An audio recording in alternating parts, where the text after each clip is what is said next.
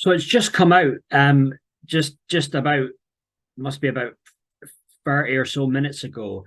It's an investigation by the Sunday Times that Russell Brand has been accused of rape and sexual assault of four women.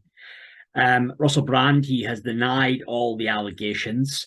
And these alleged assaults occurred between 2006 and 2013 while he was presenter for BBC Radio 2 and Channel 4. And one of them includes an assault on a 16-year-old girl. And if you see this here, I mean, one thing with Russell Brand, yeah, there was something about him, very, he was very flirty. When you look back to when you go back to, 2000, maybe seven time when he presented that Big Mouth show, he comes off very kind of, promiscuous type guy. I would say definitely a very hypersexual type of person.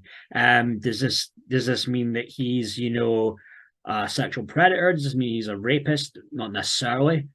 In his position, high level of success, high level of fame. There is, there can be these, type of fans that can be quite psychotic, that can make things up.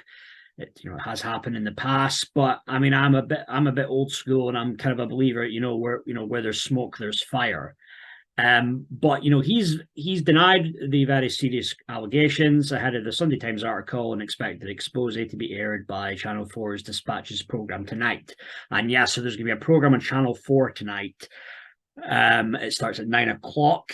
But this is not just to be an expose on Russell Brand, it's also going to be an expose on other high-profile comedians. So there has been a lot of speculation online as to some of the other names, who that could be.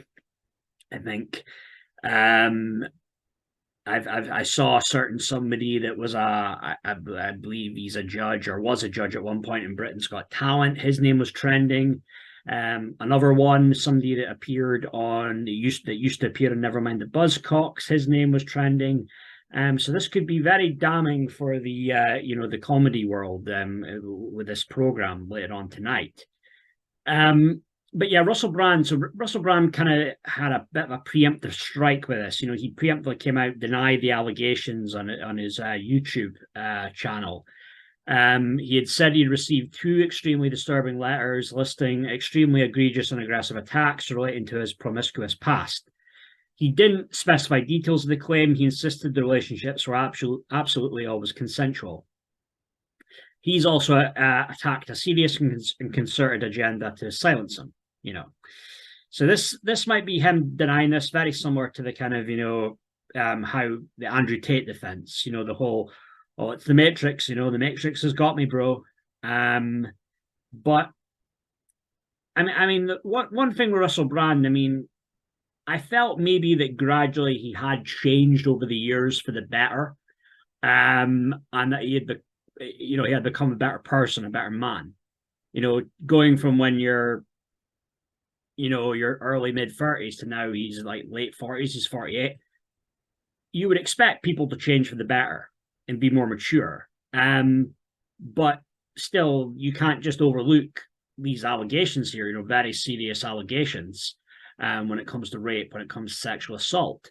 It's funny, a lot of people in this alternative media community who, think that everything that Russell Brand says is gospel and he can do no wrong.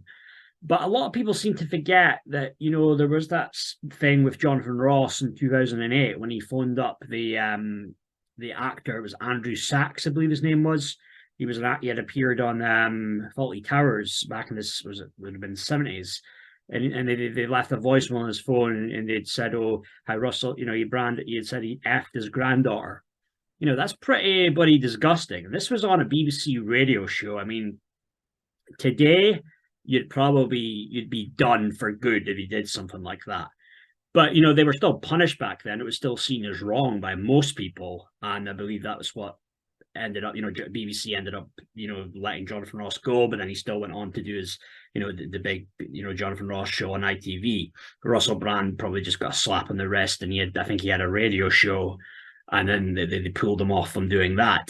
But it's different times now, totally different times that we're living in now, man. But I even came across this on YouTube.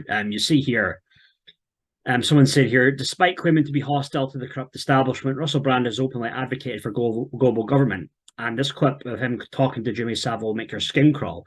And I won't play it, but I was listening to it, and basically, Jimmy Savile was joking about saying, "Oh, Russell Brand, oh, I'd love to meet your sister," but then Russell Brand was saying, "Well, actually, I don't have a sister," but then more or less saying how I could pass on my very attractive personal assistant to you. Very creepy, weird stuff that was being said. Not that Russell Brand knew exactly what Savile was like, that he was this big predator, beast, pedophile, but it was still very quite creepy and weird. But back then, 2007, and again, this is before before Twitter, pre-Twitter. Nobody really batted an eyelid back then. But the internet never forgets, though. It really doesn't. But also with this, so Russell Brand has been removed from talent agency websites after the statement denying serious allegations. PR agency has removed his profile from their websites after he denied serious allegations put to him. And what I found very weird with this, when you hear about this with stuff with the clinics and the psychology, Russell's PR firm no longer advertises him, but it's not just that as well. His talent agency, and they're called Tavistock Wood. Now, first of all, you got to do some digging into Tavistock, and I even had a video, and I might leave at the end. You could see it. I said, did Tavistock create the Beatles?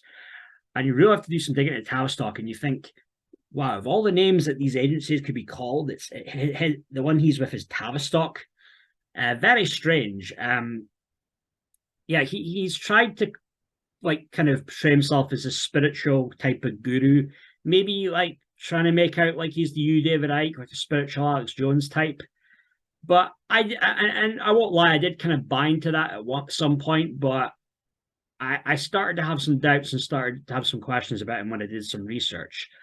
Mark Devlin, he's a very good one to look, I'd recommend you look him up. He, I think for a while now, he had Russell Brand sussed. There was one particular photo, and I'd have to try and find it what sometime, but where it looks like Russell Brand just has this 1,000-yard stare.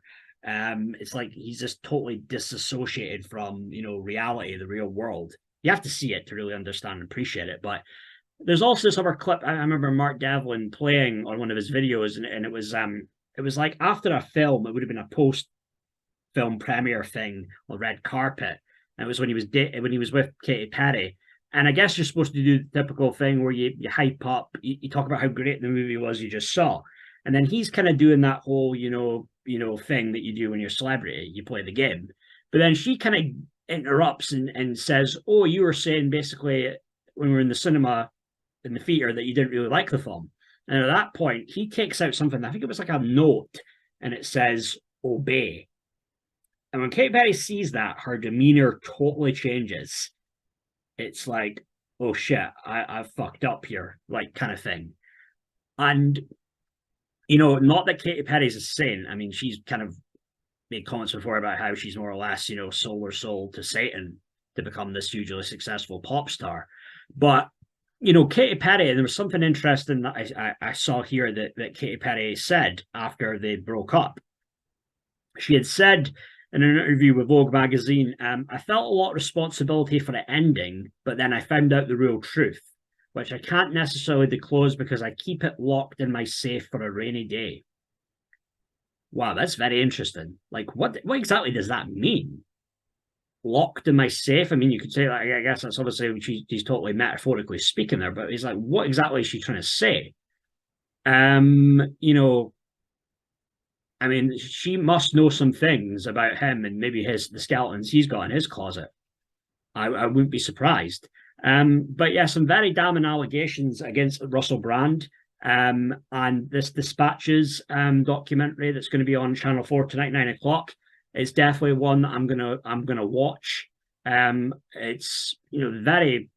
It's not often go anyway, go out of my way to watch stuff that's on TV. I'll just watch whatever I want to on YouTube. But this is going to be very interesting with this Dispatches show that Channel 4 will have, and it'll be interesting also to see if there's any other type of allegations there when it comes to other comedians, and maybe a lot of these guys that come off like to be these big, like these big extroverts that at one with the universe, or they just want to be everybody's mate. You might really see a real dark side there that will be exposed when it comes to some of these allegations against these people. And then obviously it looks like now what's come out now, the stuff with the Times, that these allegations with Russell Brand, but then there could be even, and then I imagine the documentary will become more in depth, and I mean, I'm guessing all the women, they'll go public. I don't know, it'll be something where they'll hide their face or their voice will be distorted, but it'll definitely be one I'll definitely be checking it out to later on tonight. But yeah, those are my thoughts, just my video and all that, guys. I was going to try and be a bit more active about this on my channel, and I definitely, yeah, check out that video though about Tavistock. Did Tavistock that create the Beatles? You want to find out a little bit more about that whole thing, because I found that a little bit weird that's being what his talent agency is called. But yeah, that's my video. That's my thoughts on all of that, guys. Thanks.